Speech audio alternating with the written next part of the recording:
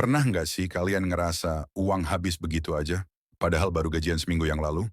Atau mungkin kalian sering bingung, harus beli ini itu, tapi takut nanti nggak cukup buat kebutuhan pokok?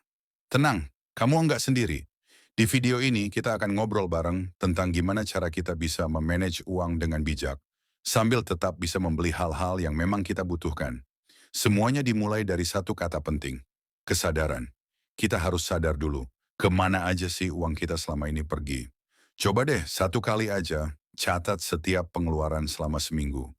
Mulai dari beli kopi, ongkos ojek, sampai jajan kecil yang kadang kita anggap sepele.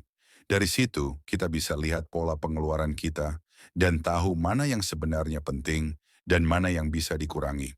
Setelah itu, baru kita mulai bikin rencana keuangan sederhana. Nggak perlu ribet. Cukup bagi uang kita ke dalam tiga kategori utama. Kebutuhan, tabungan, dan keinginan. Misalnya, dari total pemasukan kamu, 50% bisa dialokasikan untuk kebutuhan pokok seperti makan, transportasi, bayar kos, atau cicilan. Lalu 30% untuk tabungan dan investasi. Dan sisanya, 20% bisa kamu pakai untuk keinginan pribadi, seperti beli baju baru, nongkrong, atau self-reward. Yang paling penting adalah belajar prioritas. Kadang kita pengen beli sesuatu hanya karena impuls, karena diskon, atau karena ikut-ikutan.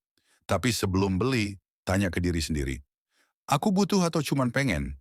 Kalau jawabannya cuman pengen, coba tahan dulu 1-2 hari. Biasanya rasa ingin itu akan berkurang, dan kita bisa terhindar dari pembelian yang sebenarnya nggak terlalu penting. Kalau kamu punya target tertentu, misalnya pengen beli gadget, jalan-jalan, atau nikah, coba pecah jadi target bulanan. Jadi bukan langsung nabung dalam jumlah besar, tapi sedikit-sedikit tapi konsisten.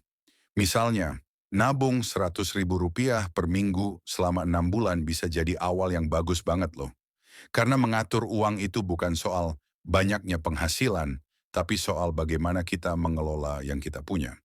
Dan jangan lupa juga untuk menyiapkan dana darurat, minimal 3-6 bulan dari total pengeluaran bulanan kita. Ini penting banget buat jaga-jaga kalau suatu saat terjadi hal yang tidak terduga, seperti kehilangan pekerjaan atau kondisi darurat lainnya.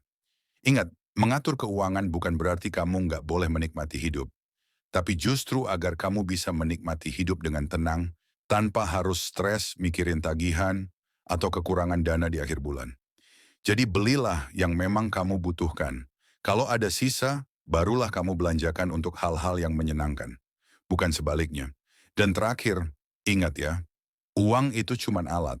Tapi kalau kita bisa mengaturnya dengan bijak, hidup kita akan jauh lebih ringan.